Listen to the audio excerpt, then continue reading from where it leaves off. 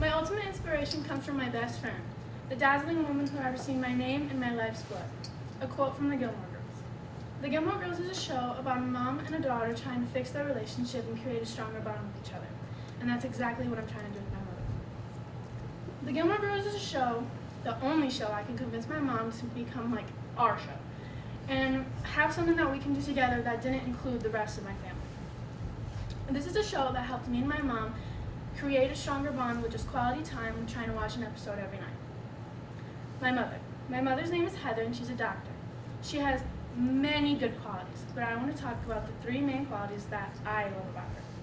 My mother is always willing to be there for me, do anything for me, and to always fix and build our relationship in any way it may need. My mother's my best friend. She has impacted my life so much. I love how she's always willing to be there for me, but not just me, but for my whole family and for strangers. She's always there for me no matter what may happen or what maybe could happen. I know she'll always be there. Growing up, I was never close with my mother. I was very distant and very standoffish, not just with her, but with everybody. But as I've grown up, I've realized that my mother brings me a sense of comfort I can never find in anybody else. And I love her so much. My parents never got along growing up. As soon as the sun set, it's like the light my mother did too. Yelling matches after yelling matches, hearing the loud bangs, and me and my siblings sitting at the bottom of the stairs in case the yelling matches ever became physical. But as soon as the sun rose, so did the light in her. Regardless of what was happening between my parents, she managed to fill our house with light, laughter, smiles, and a ton of hugs.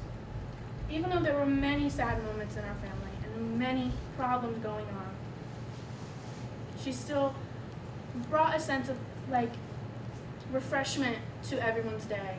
She still managed to put dinner on the table for all of us, and she still managed to be a mom, even if she was dealing with things on her own. So when death hit my family, it especially hit my mother. Death is something that happens regardless if we want it to or not, but as people grow, people die.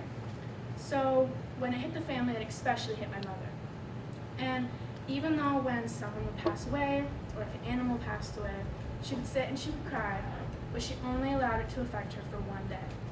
She allowed these 24 hours to be her mourning hours, where if something happened that she didn't like, she would spend these 24 hours crying, and we would allow her to have an attitude, but even then, she managed to put dinner on the table and to pick us up from school every day.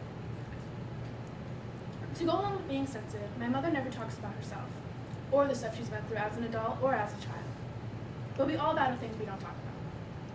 November of 2021, during COVID, I had felt so alone. The type of alone feeling where I felt empty in every corner of my body, and I didn't want to move, breathe, or even live. No matter what I was feeling that day, or if I managed to have an attitude, I knew I would always have my mother to comfort me and to always be there for me. No matter what has happened or maybe could happen, I know I'll always have my mother. Considering she's always there for me, we've had a lot of talks, and I love that she's willing to always do things for me and to always give me her advice. Long talks and conversations come with that advice. I never knew that everything I was thinking or thought of, she thought of it too. The advice my mother gives or her opinion I hold above everybody else's. If my mom thinks it's ugly, I'm not wearing it. If she thinks I shouldn't do it, I won't do it. I know it sounds controlling. I used to think that too. But now I realize that she's not telling me what to do. She's just guiding me. She's always made it clear that everything I do is fixable no matter what I choose. She will always approve of it or either help me out of it. Loyalty. Loyalty is something we think of in a relationship, but I find loyalty in everyone. Whether that be in a friendship, relationship, or in my family. My mother's relationship towards me and to everyone is the strongest form of loyalty I've ever seen. I've never seen her stand up for herself, but the moment she involves somebody she loves, she's right there to be for that. Her loyalty shows that the right people will be by your side, defend you in public, but correct you in private. But what I most love about my mother is I love that she's willing to do absolutely anything in her power to make me a better person. I know our relationship sounds like it's always been like this, but it hasn't. My mom has been willing to fix our relationship in any way it may need. But with that comes lots of time and a lot of heartbreaking words. I regret a lot of things I said to my mother, and I know she regrets a lot of it too. But once we found help, whether that be in the help of someone else or the help in ourselves, we've learned to stop taking everything out on each other. With the conversations it took to help strengthen the bond between me and my mother, it also helped me to learn to strengthen the bonds with people around me. I love that my mother is willing to do absolutely anything in her power for anyone she cares about.